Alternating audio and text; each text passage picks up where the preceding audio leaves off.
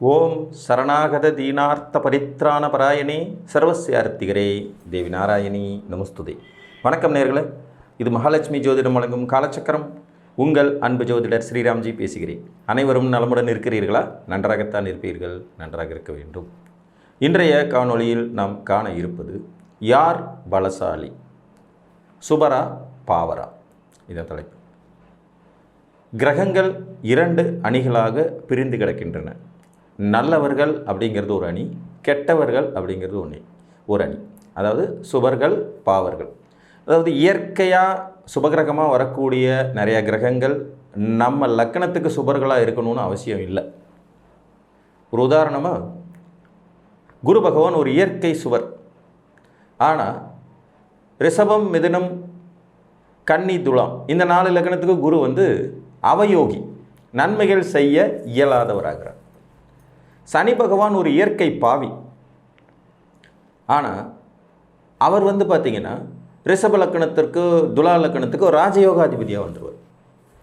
ஆக ஒரு கிரகம் பெற்ற ஆதிபத்தியத்தின் வாயிலாக நன்மை அல்லது தீமை தர கடமைப்பட்டதாகவும் அது ஒரு விதி. இன்னொன்று, இயற்கையாகவே அவர்கள் சுப கிரகங்களா பாவ கிரகங்களாங்கிற அடிப்படையிலையும் வேலை செய்யும். இதில் வலுவான கோள்கள் எவை அப்படிங்கிறதா இன்றைக்கி டைட்டில். பலசாலி அப்படின்னு நம்ம எடுத்துக்கிட்டோம்னாலே அங்கே முதல் இடத்துல வர்றது பாவக்கோள்கள் தாங்க. சட்டத்திட்டத்திற்கு கட்டுப்பட்டு நடக்கக்கூடிய தன்மையான நன்மை பயக்கக்கூடிய கிரகங்கள் தான் இயற்கை சுபர்கள். இயற்கை சுபர்கள் எப்போவுமே எடுத்தோம் கவிழ்த்தோங்கிற மாதிரியோ எந்த வழியில் வேணாலும் நான் செயல்படுவேங்கிறது மாதிரியெல்லாம் இயக்க மாட்டார்கள். ஒரு ஜாதகத்தில் அதிகப்படியான சுபக்கோள்கள் வலுவாக இருந்ததுனாலே அந்த ஜாதகர் பொதுவாகவே அனைத்துக்கும் கட்டுப்பட்ட ஒரு மனிதராக இருப்பார். எக்ஸ்ட்ரீம் லெவலுக்கு முயற்சி பண்ணவே முடியாத நிலை அப்படிங்கிறது வந்துடும். பாவக்கோள்கள் அதிகமாக வலுவாக இருக்கிற ஜாதகங்களை பார்த்திங்கன்னா எது வேணாலும் செய்வோம் அப்படிங்கிறது மாதிரியான மனோநிலையில் இருப்பாங்க. அன்ஃபார்ச்சுனேட்லி இன்றைக்கு எது வேணாலும் செய்வோன்னு மனநிலையில் இருக்கிறவங்க தான் வெற்றி அடைகிறார்கள். ஆனால் வாழ்க்கை கரடு முரடாக இருக்கும். ஒரு அமைதியான சந்தோஷமான வாழ்க்கையை விரும்புபவர்கள் சரியான பாதையில் போயிட வேண்டியது அவசியம். இங்கே அவரவர் குணத்திற்கு தகுந்த மாதிரியே பலசாலி யார் அப்படிங்கிறது தீர்மானிக்கப்படுகிறது என்றாலும் கூட இயற்கையில் பலம் பொருந்தியவர்களாக வரக்கூடியவர்கள் பாவகிரகங்களே. இதில் ஒன்றும் மாற்று கருத்தே இல்லை. ஒரு உச்சம் பெற்ற செவ்வாய் ஒருவருக்கு வெளிப்படுத்தும் அந்த குணாதிசயங்களை ஒரு உச்சம் பெற்ற குரு நிச்சயமாக வெளிப்படுத்துவதில்லை. இப்போ ஒரு மகர லக்ன ஜாதகம், அவருக்கு லக்னத்திலேயே செவ்வாய் உச்சம் என்கின்ற போது இவருக்கு வெளிப்படக்கூடிய அந்த குணங்கள், கோபம், ஆத்திரம், ரௌத்திரம், ஒரு செயலை விடாப்பிடியாக செய்வது போன்ற அந்த குணங்கள் ஒரு கடக லக்கணத்தில் உச்சம் பெற்ற குருவுக்கு வெளிப்படுத்தும் தன்மை குறைவாகவே இருக்கும்.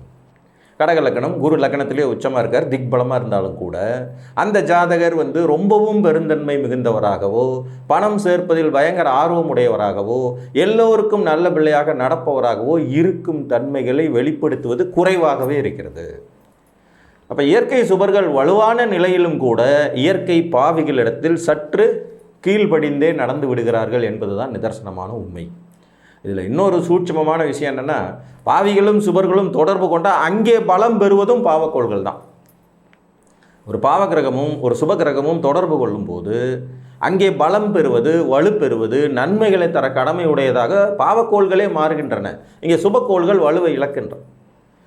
இப்போ நீங்களும் உங்கள் நண்பரும் இருக்கீங்க, உங்களுக்கு நிறைய கெட்ட பழக்கங்கள் இருக்கிற ஒரு பாவின்னு வச்சுக்குவோம். உங்கள் நண்பர் நிறைய நல்ல பழக்கங்கள் இருக்கக்கூடிய ஒரு சுபர்னு வச்சுக்கலாம். இப்போ உங்கள் நண்பரின் தொடர்பால் உங்களுக்கு சில நல்லது நடக்கும்.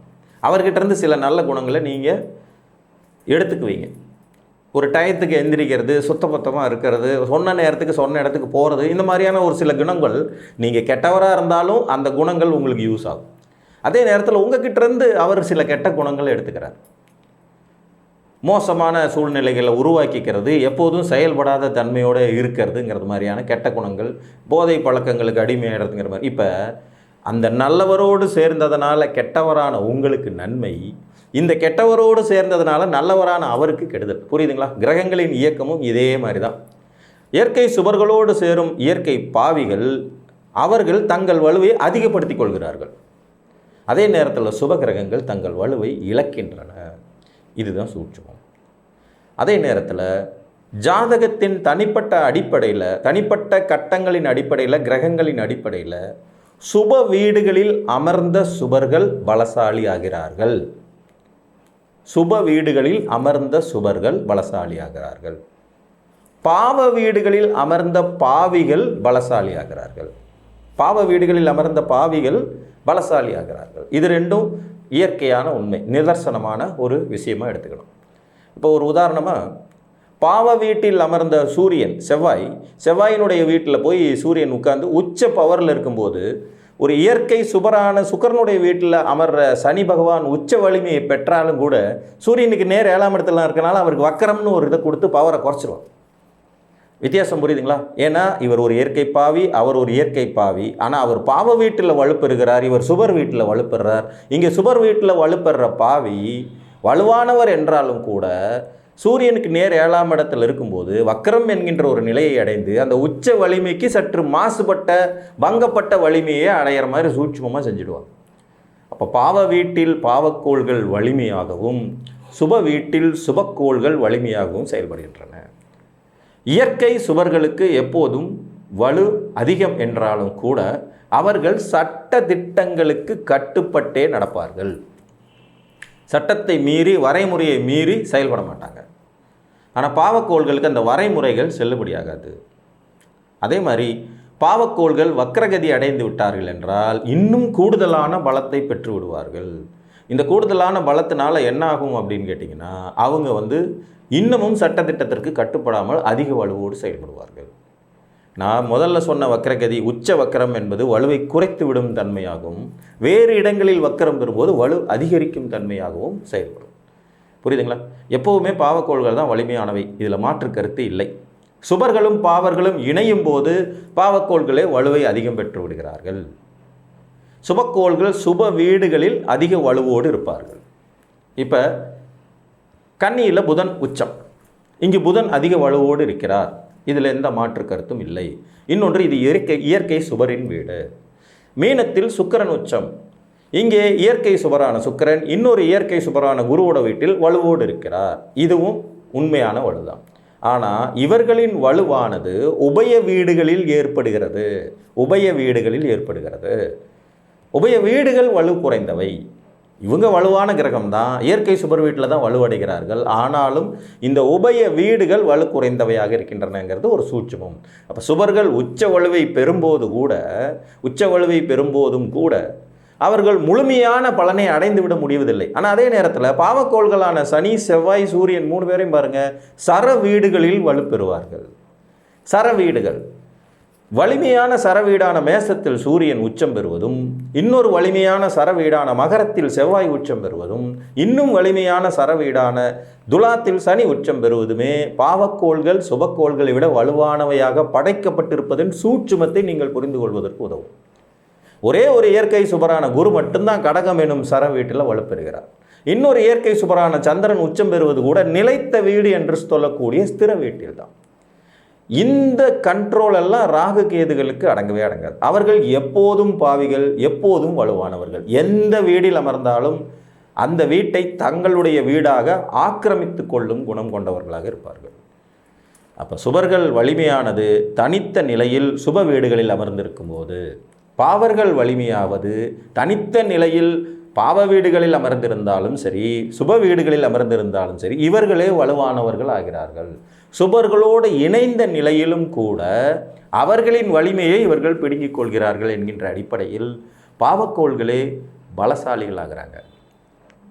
பாவம் அதிகமாக நடக்கும் இந்த கலியுகத்தில் எதற்கும் துணிந்தவர்களாக மனிதர்கள் மாறிக்கொண்டே இருக்கும் இந்த நிலையில் என்ன செய்தாலும் சரி அதை திறமை, சாமர்த்தியம் என்று நம்பும் ஒரு குணத்தை மனிதர்கள் பெற்றுவிட்ட நிலையில் பாவிகள் வலுப்பெறுவது என்பது ஆச்சரியப்படும் விஷயம் ஒன்றும் அல்ல. நீங்கள் கிரக வரிசையிலே பாருங்கள், சூரியன் ஒரு அரைப்பாவி, கிட்டத்தட்ட பாவி. சனி முழு பாவி, செவ்வாய் முழு பாவி. 3 பேர் பாவிகளாயிடுறாங்க. ராகு கேது 2 பேர் அவங்களோட சேரும்போது 5 பேர் பாவிகளாயிடுறாங்க. தேய்பிரையாக இருந்து சந்திரன் தேய்ந்து கொண்டே போகும்போது அவரும் பாவிங்கிற நிலையை அடைஞ்சிடுறார். இதுக்கு அடுத்தது பார்த்தீங்கன்னா சந்திரனும் அரையும் குறையுமா போயிடும்போது புதன் பாவிகளோடு சேர்ந்தால் தன்னை பாவியாக மாற்றிக்கிறாரு. தனிச்சிருந்தாலும் சுபர்களோடு சேர்ந்தாலும் மட்டுமே சுபருங்கிற நிலைமைக்கு வந்துடுறார். அப்போ சுக்கிரன் 3/4 பங்கு சுபராகி 1/4 பங்கு பாவ வேலைகளை செய்யக்கூடியவராகிடுறார். குரு ஒருத்தர் மட்டும்தாங்க பாவம். அப்போ எண்ணிக்கையின் அடிப்படையில் பார்த்தீங்கன்னாலுமே பாவக்கோள்களே அதிகமாக இருக்கக்கூடிய தன்மை கொண்டதாக மாறுகிறது. பாவக்கோள்கள் அதிகம், சுபக்கோள்கள் குறைவு அப்படிங்கிற மாதிரியான நிலைகளைத்தான் ஜோதிட சாஸ்திரம் பெறுகிறது என்பதனால் பலசாலி கிரகங்கள் பாவக்கோள்களே, பாவக்கோள்கள் வலுத்தவர்களே இந்த உலகை கட்டமைக்கிறார்கள் என்பதுதான் நிதர்சனமான உண்மை. சுபக்கோள்கள் வலுத்தவர்கள் தான் உண்டு, தான் வேலை உண்டு, தன்னுடைய குடும்பம், தன்னுடைய சமுதாயம், தன் சொந்த பந்தங்கள், அந்த 50 பேருக்கு தெரிஞ்சால் நான் போதும் அப்படிங்கிற லெவலில் வாழ்ந்து முடிச்சுட்டு போயிடுவாங்க. சுபக்கோள்கள் வலுத்தவர்கள் சமுதாயத்தை உருவாக்குவதில்லை. இது நிதர்சனமான உண்மை. பாவக்கோள்கள் வலுத்தவர்களே முன்மாதிரியாக திகழ்கிறார்கள். அவர்களுடைய வழி அராஜகமான முறைகள், தவறான பாதைகளாக இருந்தாலும் இந்த சமுதாயத்தை கட்டமைத்து உருவாக்கி அடுத்த கட்டத்திற்கு நகர்த்தி கொண்டு செல்வதற்கு பாவக்கோள்களின் துணை இல்லைன்னா ஒன்றுமே ஆகாது. கடுமையான உழைப்பாளிகளை வெடுத்தும் சனி பகவானும், சட்டத்திட்டங்களை கட்டுப்படுத்தி வழி நடத்தும் செவ்வாய் பகவானும், அரசனாக நின்று ஆணை செலுத்தக்கூடிய சூரியனும் இல்லைன்னா உலகமே இல்லை. நிறைய பணம் இருந்தாலும் குரு ஒரு சாஃப்டான கிரகம். உல்லாச சல்லாபங்களை அனுபவிக்கிற சுக்கிரன் ஒரு சாஃப்டான கிரகம். அறிவாற்றல் நிரம்பிருந்தாலும் அதை செயல்திறனுக்கு கொண்டு வர முடியாத புதனும் ஒரு சாஃப்டான கிரகம்.